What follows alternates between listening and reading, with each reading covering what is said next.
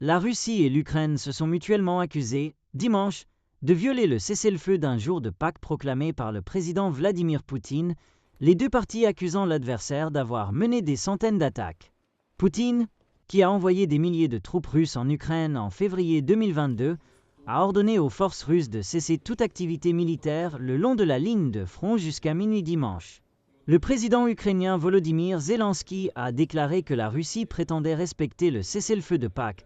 mais qu'en réalité, elle avait mené des centaines d'attaques d'artillerie samedi soir et encore plus d'attaques dimanche.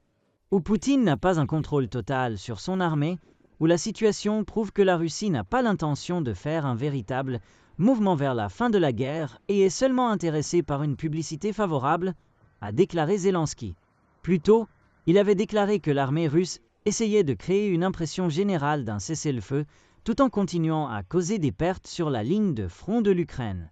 D'autre part, le ministère russe de la Défense a déclaré que l'Ukraine avait violé le cessez-le-feu plus de 1000 fois,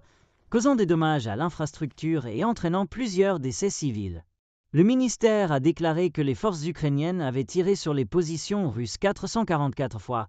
tout en comptant plus de 900 attaques de drones ukrainiens, y compris des attaques en Crimée et dans les zones frontalières russes des régions de Briansk, de Kouïsk et de Belgorod.